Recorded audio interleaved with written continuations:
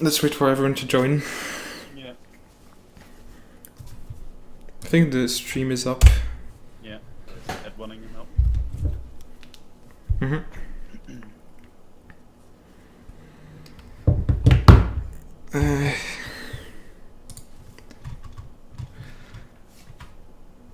Let's wait a bit.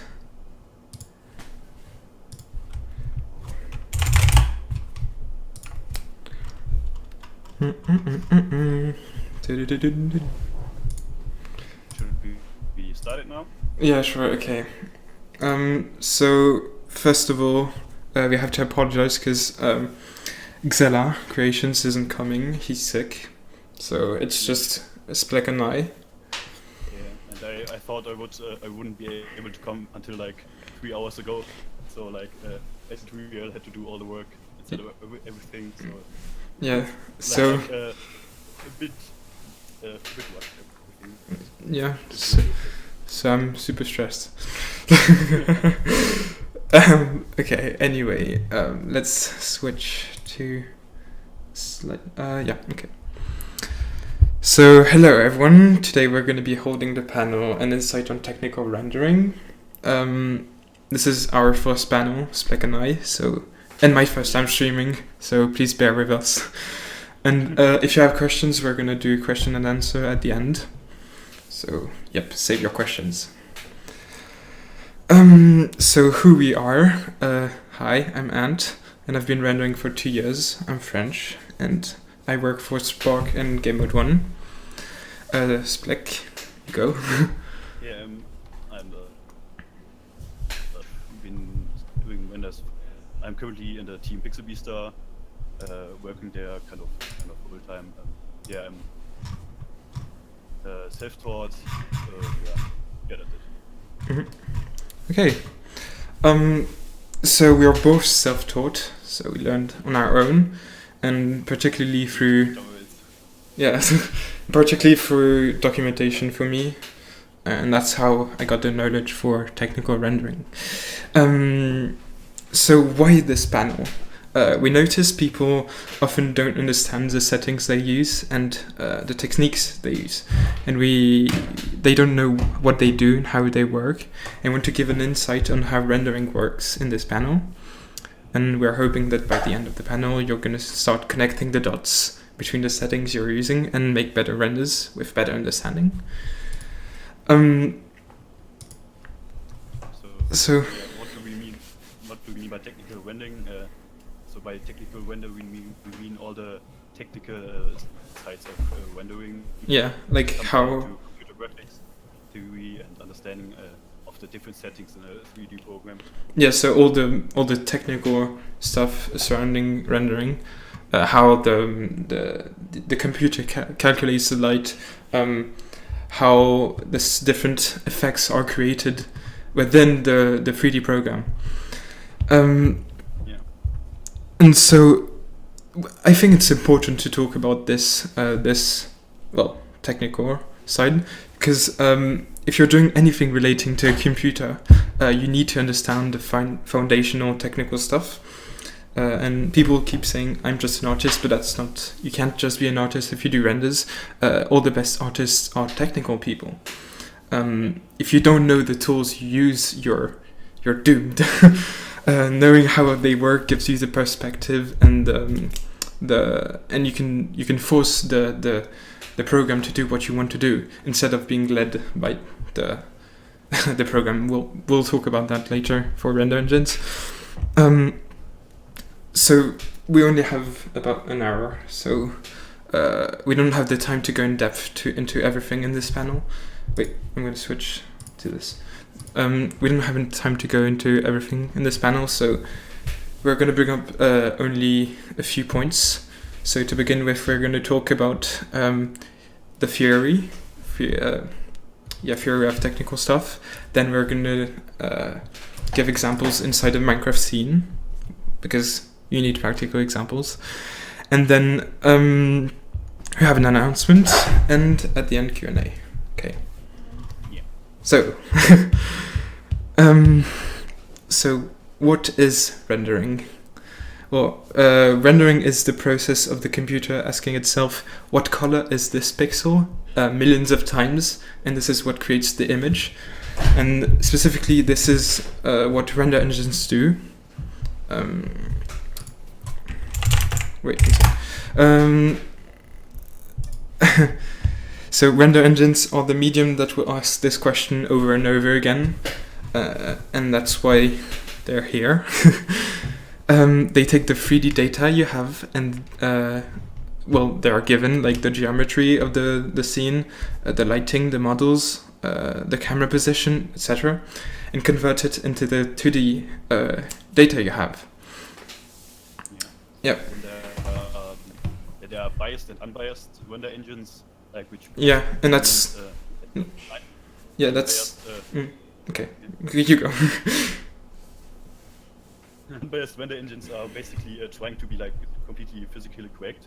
Of course, it can't be totally physically correct, but they're trying to be accurate. Just like going through brute force and just trying to do everything as good as possible. There are examples for this is like render engines like Octane, Corona, Arnold, and Cycles. So there are biased render engines that try to cheat more and try to be more efficient. Still try to be have to be as good as possible in the end. Yeah. So. Well. Yeah. And being biased or unbiased, or physically correct or not correct, isn't the main question. You can have great renders in both. So, well, the thing is with biased renders, you have more control because you cheat. You can control the different elements. So examples of this are V-Ray, which you may know because there's hundreds of options in V-Ray, and Redshift or VIA. In this past year, we've seen a lot of confusion surrounding render engines, and a lot of people jump from one engine to the other. I think Splekh or Xela started going in Octane, and then everyone jumped in. Yeah. And this, well, everyone jumped into Octane, and in the end, produces the same results because they don't know the basic technical elements which are needed to control the render engines. So I'm having an analogy for this. It's the example of a car. If you have an Audi or a BMW, both cars are good. Well, depends on taste, but they're good, and will get you from point A to point B. The only difference is how they will take you there. Yeah. And you shouldn't let the car drive you. Well, except Tesla, but yeah. Yeah, you shouldn't let the car drive you, but you should be the one deciding how you drive. So you're the one deciding what the render looks like, not the render engine. And Exhibit A is you can even create good renders in standard renderer, even though people keep disregarding it and saying, oh, it's bad because physical is better. No. It's a great render engine. Yeah, like everything is like the artist makes the image in the end, not the render engine or the color you use or whatever. It's like always the artist is the one deciding for everything, so it doesn't matter too much which render engine you are using. Wait, are people telling Splekh is too silent? Are you too silent? Yeah, like I completely maxed out my microphone settings, and the microphone is like 2 centimeters from my mouth. Okay, talk louder. Change. Yeah. Maybe put me louder in the Discord. I did. If you're in the Discord, you can right click on me and then. Yeah, I did. Is this better? Okay. I don't know. Tell me, people. Yes. Is this better, everyone? I need answers. Yeah. Takes a while with the delay.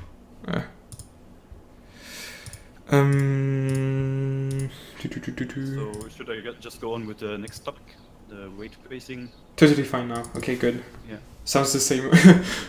We have 2 answers. What do we do? Well, I guess just put the sound up, because I can't put it up anymore. Sorry, it's my first time streaming. Okay. Anyway, where were we? Just the render engines part is over now, so we go on with the ray tracing. Explain what ray tracing is. Oh yes. Okay. Okay.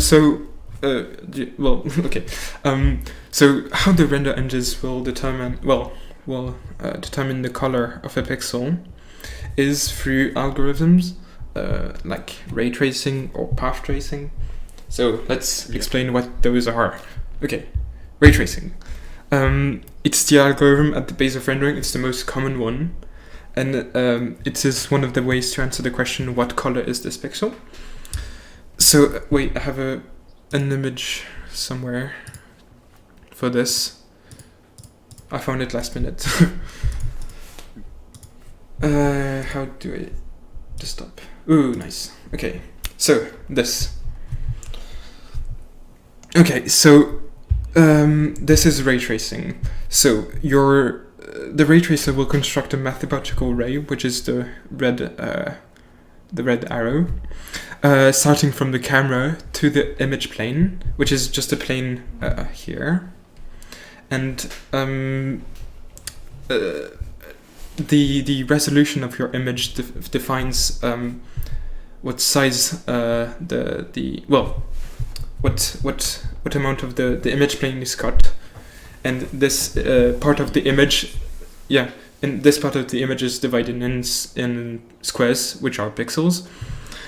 So ray tracing will shoot a ray from the camera through the center of a pixel, and onto the scene, and when it intersects with an object, it will come back to the center of the pixel and say the object was this color, so this is the color of the pixel, and it paints the pixel. And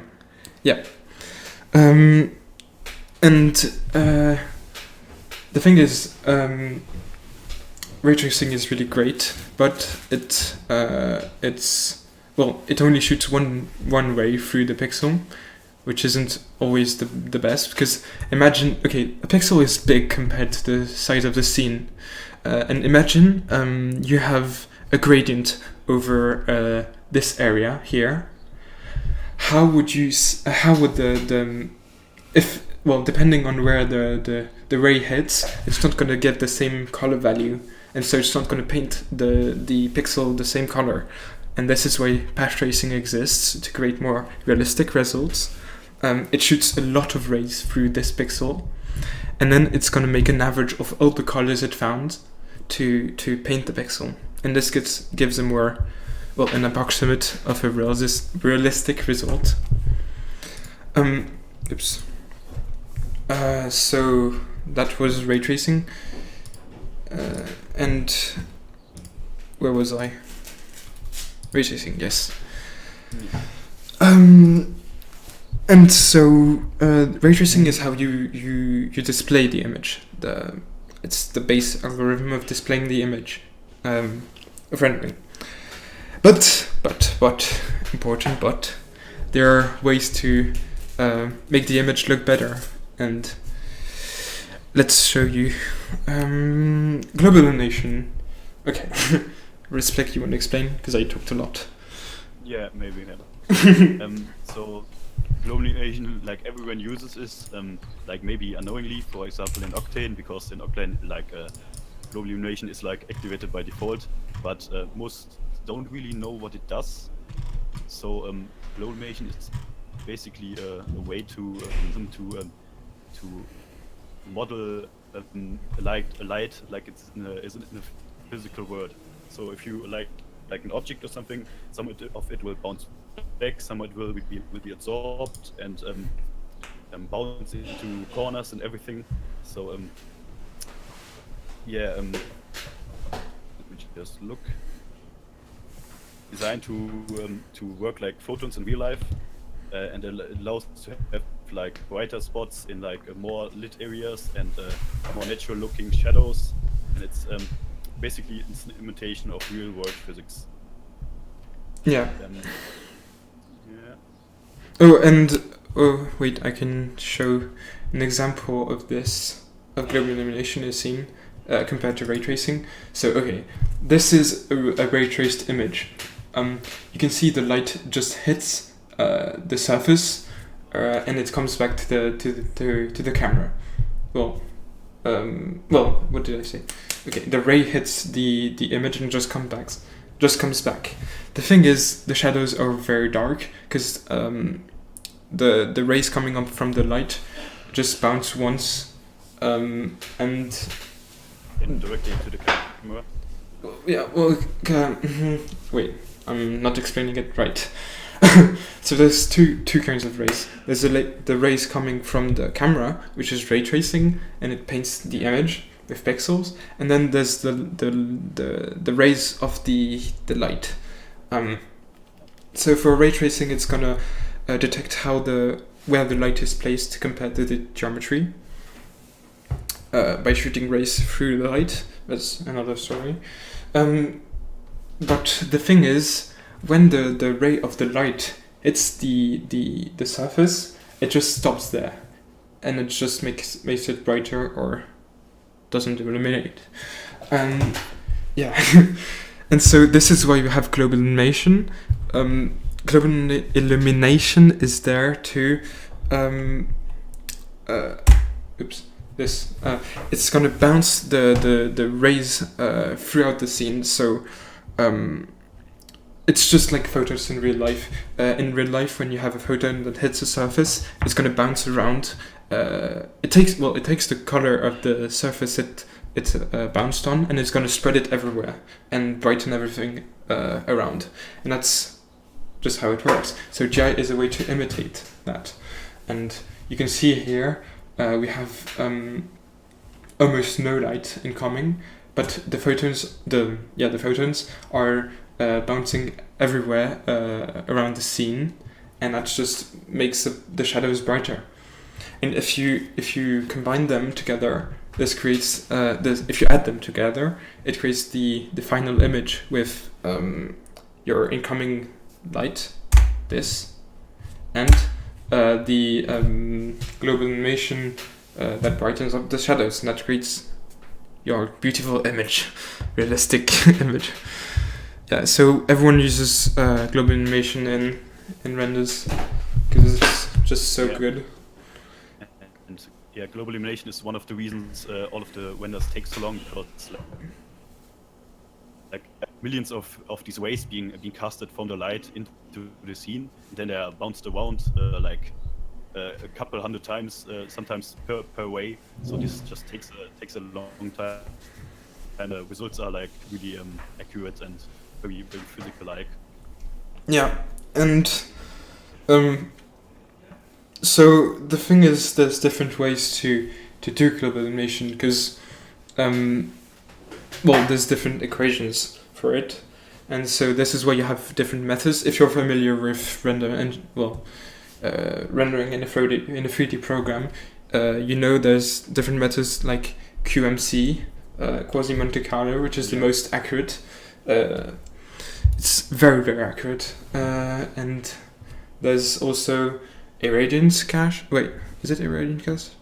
There's light mapping, radiosity mapping, etc., etc., etc. And these, which method you use will determine how how your shadows are illuminated. Yeah. Another useful thing. Let me rephrase. Global illumination is great. It's really great, but it has its issues. Big issues. And for example, I don't have an example right here. Shit. Sorry.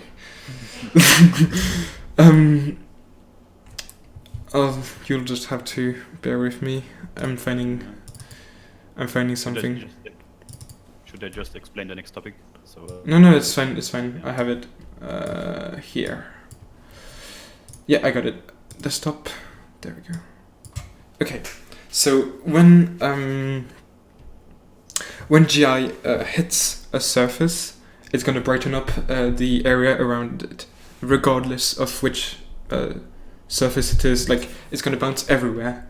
The thing is, when it bounces in an area that is already really bright, it's going to shoot even more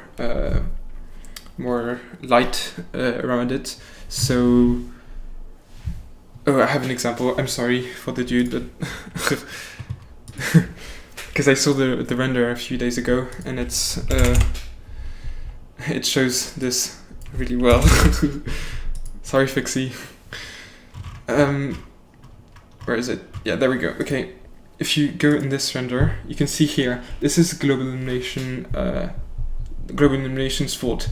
So the light is coming into near the blocks, and it's shooting around and causing these really bright spots at the corner of the blocks. And this isn't really, I don't think it looks good, because it's not really realistic. In real life, you don't exactly have that. So, this is why we have ambient occlusion. It's coming, yay. Should I explain this? Do you have a little break? Yeah, you go. Yeah. Basically, ambient occlusion will take like a corner of an object, like with the Minecraft models. It's more apparent because there are like so many corners and tight crevices, basically, and it will make those corners darker, like make them more in shadow, because the global illumination can't really handle these tight corners because the light gets caught in there, as said.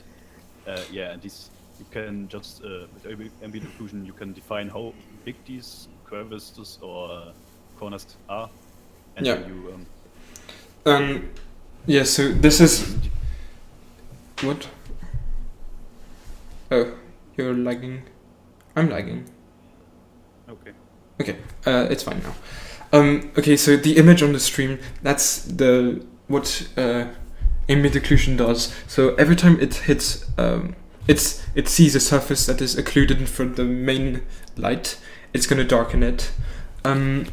So you can see here, all the block corners are a bit occluded, so they're how would you say, darker there. Yeah, and you can see the corners that are farther away from the light. Like, wait, yeah, this part is in the shadows, so it's even more occluded. And in the arrow, you see it's way darker than this area, which is close to the light source. So, if you want realistic results and you don't want your renders to have, how would you say it? Realistic issues? I don't know. You need to use both global illumination and ambient occlusion, and people seem to forget that often. Yeah. And this is why you need to be technical, because if no one tells you that, you just need to understand it. Yeah. What else? Oh, render passes. Very important. Yeah. So render passes. There are just bitmaps, so maps of color, with color, containing data. That's it. A render pass is an image. It's data in the form of RGB values. That's it. The thing is, you can use that data with certain programs like Fusion, Nuke, Photoshop, After Effects, Premiere Pro, etc. To break down the render in its different elements. So, for example, this is the direct light pass. So you have just the light in this image. This is the global illumination pass. You have just the global illumination in this. And this is the ambient occlusion pass. And if you combine them together, you get the final render. And this is a great way to have more control over your render, because you can control different elements after the render is done. You don't need to. Well, you can just, if for example you want to tone down the intensity of this light, you will just expose it less in Photoshop, for example, and then blend it onto the other passes.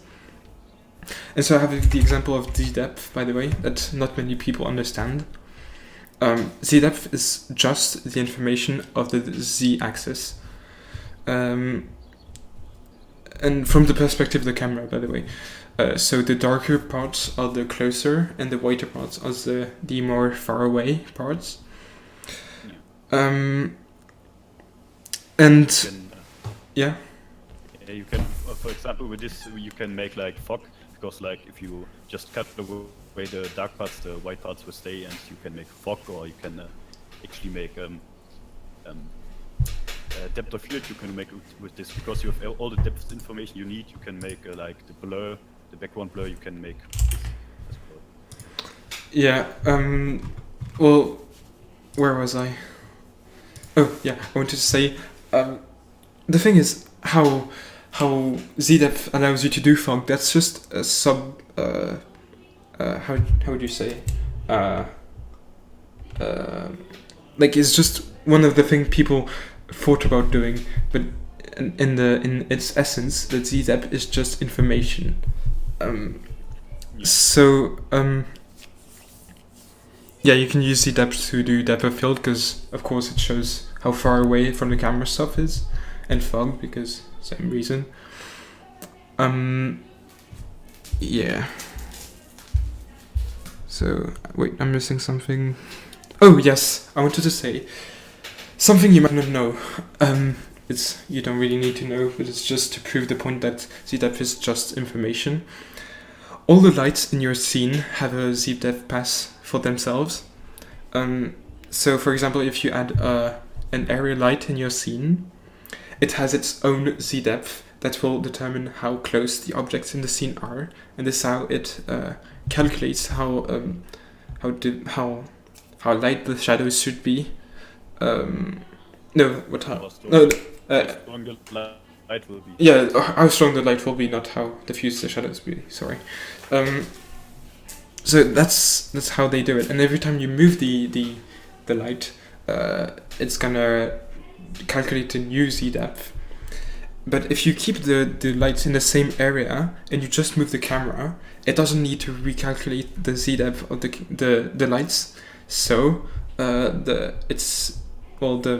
if you refresh the image, it's faster than moving the light. That's just an observation. Yeah.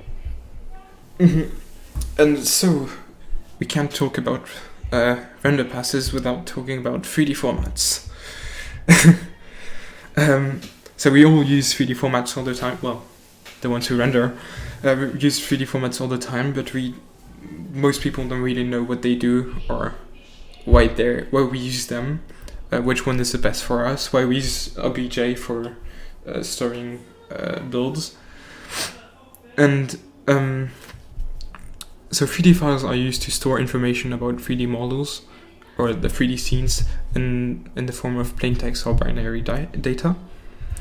They can encode the 3D model's geometry, appearance, scene, and animation, textures, everything. And there's two different types of 3D models, 3D formats. There's proprietary formats and neutral format. So proprietary means they're specific to a program, for example, .c4d for Cinema 4D, .3ds for 3ds Max, .blend for Blender, or .ma for Maya. Whereas neutral formats mean they are compatible throughout programs. For example, .obj, which we all use, and the ASCII variant, because the binary variant is proprietary. It's just you don't need to know that. .stl as well, and .collada. That's just neutral formats. So the one we use for MC renders is .obj, but why do we use it? So what's interesting about this format is that it only keeps the 3D geometry of the scene in a format that is readable to the humans. So if you open the OBJ in a program which lets you open it, you can read the information. It's a bit like code. And and it can contain the geometry of the scene in both approximate mesh and precise mesh. And this is really cool, okay? Approximate mesh is polygons, which you all know. It's little triangles, because that's the simplest 3D shape you can make, 3 points. And if you have many polygons, it's going to create a shape.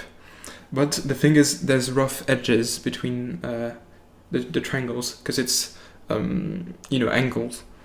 And this is where we also have precise mesh, which is NURB surfaces, which you may know through MoGraph and stuff like that, which is 4 points with smooth interpolation. It means they are connected but smoothly, and so the mesh is way smoother, and no matter how much you zoom in, it's going to be smooth. That's really nice. That's why OBJ is so great. And OBJ can contain the textures of your OBJ, which is great as well. And they're kept in a subfile called the .mtl. So if you didn't know what that file is for, it's for textures. And it's a subfile. It's not a different file. It's a subfile of OBJ. What else? Oh, yeah, and we should have talked about this earlier. Could I just run this down? So. Yeah. Yeah. So we have a little part about bit depth of the render passes written down, like what difference this makes. So an image, most of the images you see on a computer and on the internet are in 8-bit, which is basically 255 colors.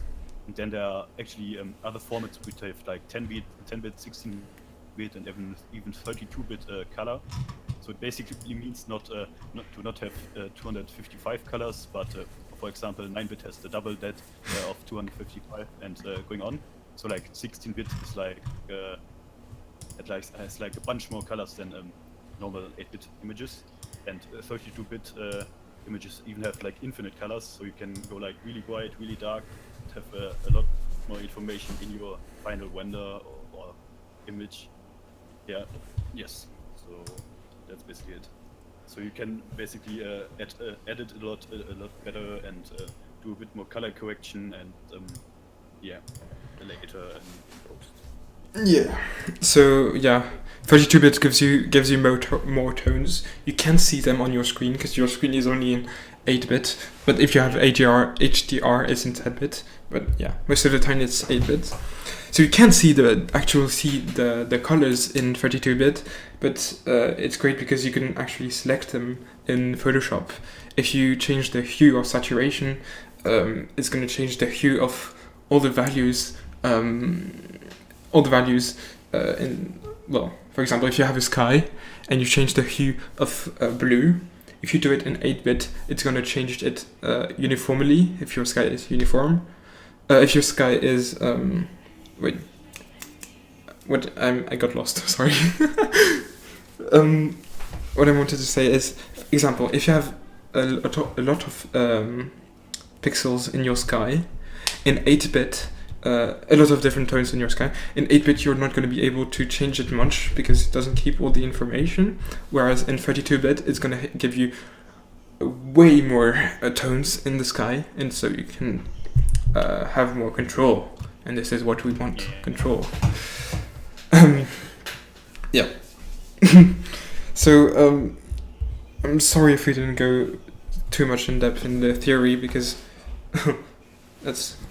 we shouldn't. There's.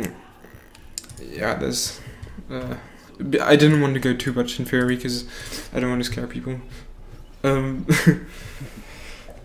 So we're gonna show you with Minecraft Render how all these techniques combine to create the renders we have. So where is it? Practical example. There we go, my render. So in this render, you can wait. I'm gonna use the desktop version of this. There we go. Bam, bam, bam. Okay. So in this render, you can see the various elements we talked about in this panel. So render engine, well, obviously it's what helped me render this. I did it in Octane, only because it's fast and I didn't have time. And ray tracing is, path tracing is how the light was calculated. So it shot multiple rays and made the average of the colors it found and brought it back to the pixel. Global illumination, so you can see there's only light coming from here to the how do you call it? The spaceship. And all this illumination here is done through global illumination, so that's indirect illumination. The light rays coming from the sun are bounced around throughout the scene, and that's how the scene is lit up. Also, these emission things. That's like a scene that would take us super long to render in like a CPU engine, because there are like so many small lights and so many bounces basically that have to be done. That's like would take super long, but in Octane it's rendering on a GPU. It's like quite a bit faster. It's still like so much information that's in there. Yeah. Yeah. Well, it doesn't mean the CPU engines are bad. They're really good. I want to stress this. They take longer. Yeah, it just takes longer. You can recreate the same scene in every render engine. People don't get that. You can recreate the exact same scene in every render engine. It just depends how you use it. If you let the engine control you, you're not gonna do the render you want. You're gonna do the render engine wants, and that's not good. You shouldn't be an artist if you do that. Call yourself an artist, I mean. So we have ambient occlusion as well. So if you can I zoom in with this? Yeah, I can. Boop, boop, boop. Where can I find AO? Somewhere. Someone. Oh, there we go. Here. This. Yeah, that's ambient occlusion. So you have here. Here is better. You can see on the corner of the block, you have a darker shadow, and that's ambient occlusion. If I didn't use ambient occlusion in this render, I wouldn't have been able. Well, the corners would be brighter than they are, and that's unrealistic. It's probably unrealistic because we're in the 3D world. In the real world, we don't need ambient occlusion because it's the real world. Render passes, of course. To do this image, I used the AO pass, ambient occlusion pass, to add it because Octane doesn't have ambient occlusion, so you can just add it with a pass. I also used passes to mask the sky to replace it, and this is why passes are so great because they give you control over every part of the image.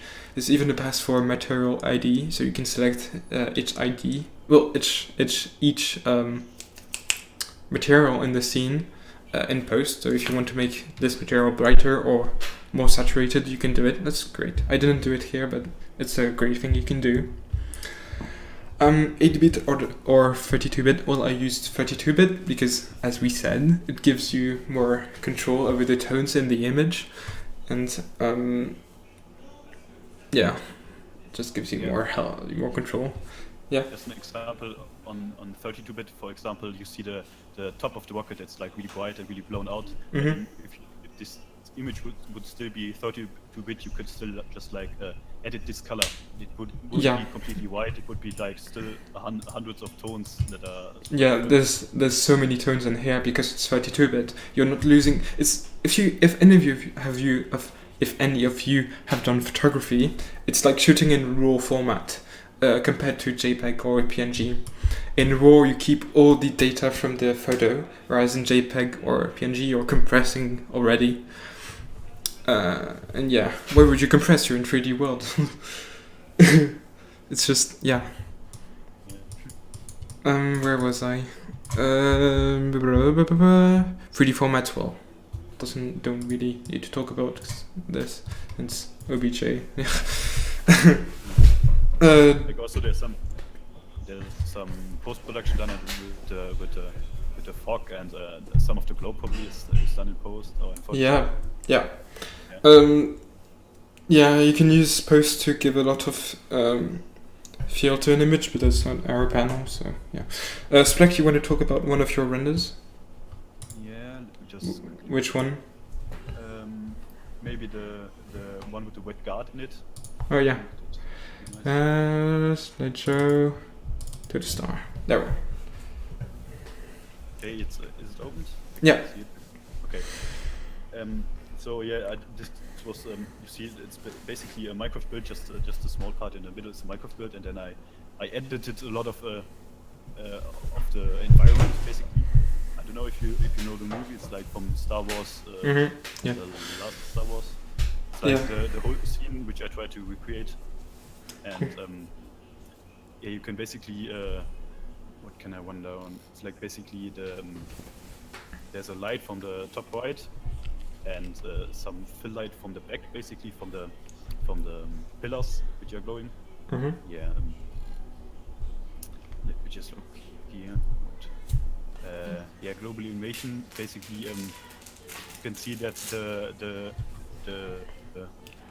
for example, yes, from here. Yeah. Still illuminated. Yeah. Just stuff told about.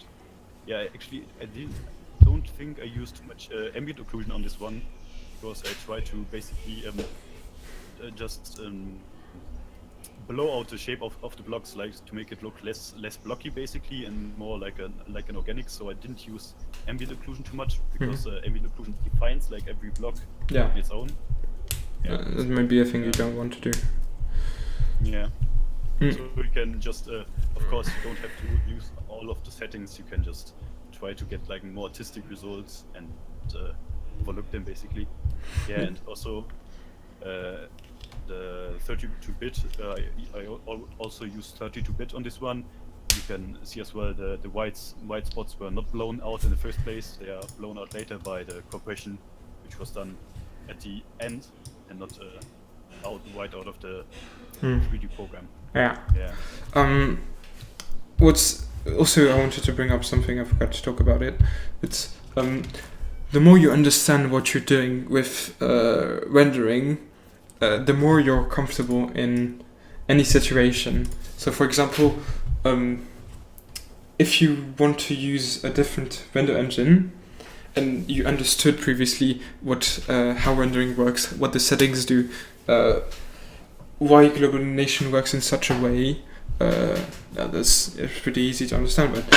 But if you understand everything you're doing, you can port them throughout render engines. Because for example, for me, it took me 2 or 3 weeks to understand Octane at first, because I didn't know what I was doing.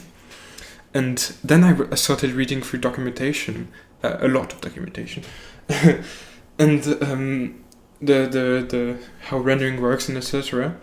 And with Corona, I managed to learn it in 2 hours, because I read the documentation explaining how rendering works. And this is what you should do as well, I think.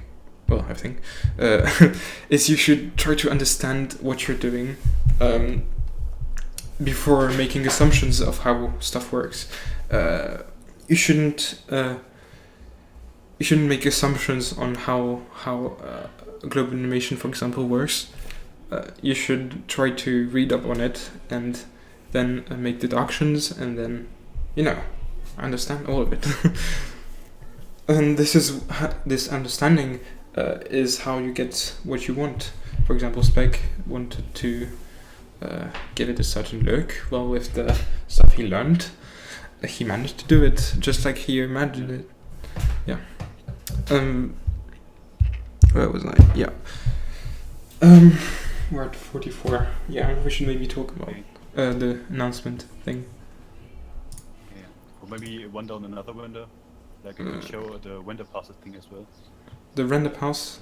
Maybe open the sci-fi 2 render. Yeah, one sec. Yep. You go. Sci-fi 2? Yeah. Like the one? Is that one, I think? Yeah, okay. Yeah. Delayed, obviously. So yeah, I used a lot of vendor paths on this one. It's like, for example, the depth path is used on the depth fog basically. So the whiter parts of it are in the background are done with the depth path. Then I also use the path to basically condense all of the orange and blue lights you see in the image into one pass, and then put a bunch of effects on them, like motion blur and different blurs to create all the lens flares. Yeah. Yeah. Yeah. That's more post-processing stuff, but yeah. Yeah, the announcement. You wanna say it? Oops. OBJ. Yeah. Pleasure. Thank you. Okay. So, yeah. There's also a new vendor competition that just started, managed by Timothy C. Or Queen. How do you actually say his name? I don't know. Queen. Yeah. Okay, let me just put a Twitter link in the. Oh, it's deleted. Okay. So on Twitter you might follow Timothy C, and he has a bit of information on the vendor competition. It will be the builds that will be rendered are the 24-hour BuildCon battle results of Team Visionary and Team Rossignol, and basically you have the chance to render both of these builds and send them in on the time to render Discord, and then on the 20th of June the competition will be ending, and there will be a voting on who does the best render basically. There are prices. There are $30, $15, and $10 prices on first place. There were the MCBCon team and the teams Rossignol and Visionary. Yeah. I think that's it. Yeah, so, I said. If you're interested in a nice vendor contest, you might want to join. Yeah. I said it was a special announcement, but it was already public, so rip. I didn't know. Yeah. Anyway. Saw it on Yeah. Twitter, It doesn't matter. It's just announcement. Go there. Yeah. Do it, and try to apply. Try to think about what you're doing before rushing into Octane. So now we're gonna do questions and answers. So if you have questions, put it in general chat in the BuildCon thing, Discord, or in the Twitch chat.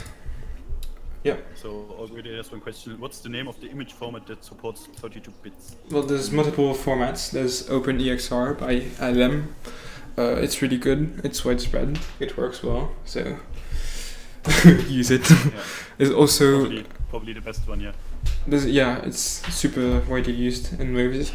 There's also .hdr and Radiance HDR, I think. Yeah. It doesn't really matter which one you use as long as it supports 32-bit and it works with what you have. So, questions, everyone? Yeah. What is the best program to use? This is... Okay. You shouldn't ask what's the best program or what the best render engine is. You should ask which one fits you most, which one are you most comfortable in, and which one you will create the best results in. So for example, if you're already comfortable with Blender, go for it. It's complicated, but just go for it. If you want to use C4D, just do it. If you think it's more easy to use, do it. If you want to use Chunky, you can. I mean, sure. Yeah. It's not gonna let you have as much control as other 3D programs, but it works. It just works. Yeah. On a scale of 1 to 10, how nervous are you? 20. Completely discussing every program here for 2 hours, but I think if you're going for simplicity and probably better with C4D, and if you're like want a free program that's like really capable, it's probably Blender. Like the other programs are well, 3ds Max, Maya, I think they are not super suited for Minecraft rendering. So good. Well, you can make renders in them. Yeah. Like it's just another program. Yeah, like the community for Minecraft renders is like a lot bigger for Blender and Cinema. Yeah. Just because it's We widespread don't know. doesn't mean they're better. We don't know anything about these programs as well. I mean, I use Maya from time to time. Just yeah. Can To you? link the thing you read? Maybe should we link the render panel, the Google Doc we had? Yeah, I will clean it up later and send it. Because yeah, documentation. Does anyone else have questions? Just ask any question.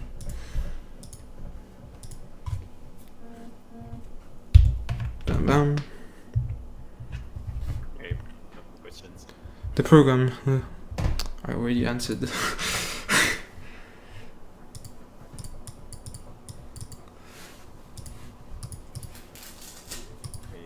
Doesn't seem like anyone has any questions. So Yeah. okay, we're just gonna go in the other in event chill channel.